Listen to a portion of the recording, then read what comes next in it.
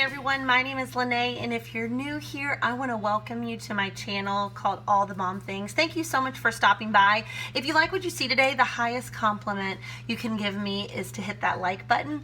And then if you like all things about mom, mothering, homeschool, cooking, all those fun things, then please subscribe, and I would love to have you as a subscriber. I appreciate it so much.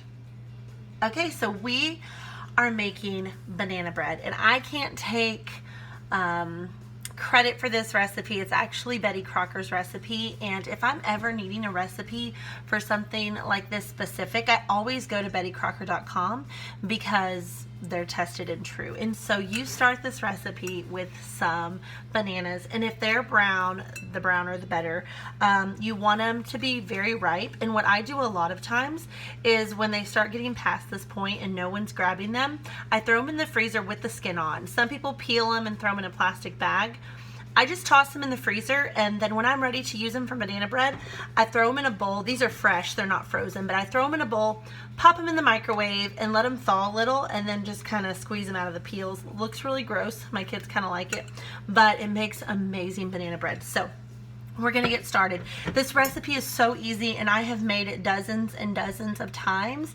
Another great thing about this recipe is you can add chocolate chips, or you can add nuts, or you can add all kinds of things to make it your own. So I'm gonna link the recipe in the description, but we're gonna start with our sugar.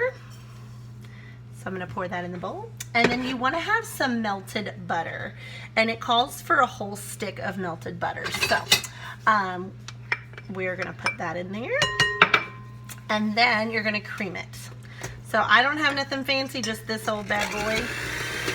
And just mix it around. Okay, so once you cream the butter and the sugar together, it's gonna look something like this. And I always do this recipe like in a big bowl. So it's a really big bowl. And what you wanna do next is you wanna put your eggs in it, and it calls for 2 large eggs. So we're gonna do that, and let's try not to put any shell in it, right? You're gonna do that, and then it calls for 3 mashed bananas. Now I didn't mash these ahead of time because I wanted to show you really quickly a fun way to mash your bananas. And I probably should have opened these. So you want 3 bananas. You could do 4 bananas. And like I said earlier, the riper, the better. So I use this potato masher, and I use that to mash up my bananas. So we've got our bananas mashed, and I just love that potato masher does such a good job. It really gets them mashed up without having to fight with a fork. Because I'm not very good at that. So you're going to want to get that combined with the egg and your mashed banana. All right, so we have our eggs, our sugar, our butter, our mashed banana, all in our giant bowl. And you just want to mix those really well. And then what you're going to add next is your buttermilk. Now, I typically don't keep buttermilk at my house. It's just not something that we use, and I don't want to buy it for a recipe just to use a little bit. So what I have always done is I just take some whole milk that I always have, because hello, we need our own cow. My kids drink so much milk, and I just do some splashes of vinegar. If you Google it, you can find an exact recipe, but I'm not like a super exact kind of person, so I just kind of give it a little splash, and then you put it in the fridge for 10 minutes, and the vinegar really helps turn your milk into buttermilk. So there's a little tip for you. All right, you're gonna get that all mixed up.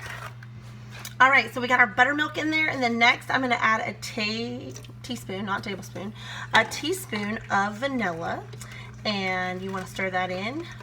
Any kind of vanilla is fine if you have the imitation vanilla or the real deal stuff. The real deal stuff is really good, but use what you have. And I think most of us probably have these ingredients on hand, and so you might even be able to make this today. All right, so the next thing you're going to add into your mixture is going to be 2½ cups of flour. You could do whole wheat flour if you like.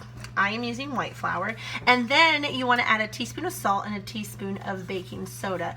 I put them in a little dish and mix them, and then when I pour them in my bowl, I want to kind of do this because I don't want to get a big hunk of salt when I'm eating.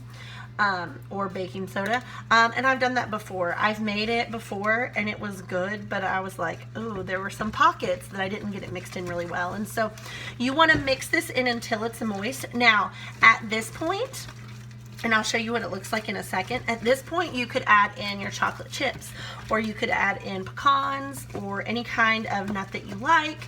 I'm just gonna keep it old school, and we're just gonna do regular banana bread. Now, this is enough to fill 2 loaf pans.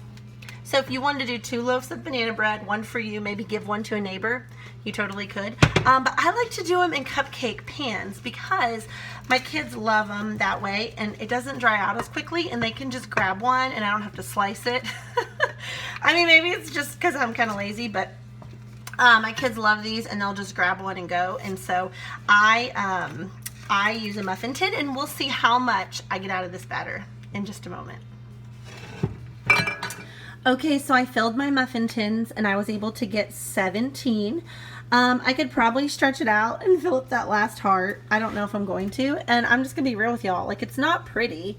I do like using paper liners in these because it makes my life so much easier, but in these silicone things, they just pop right out.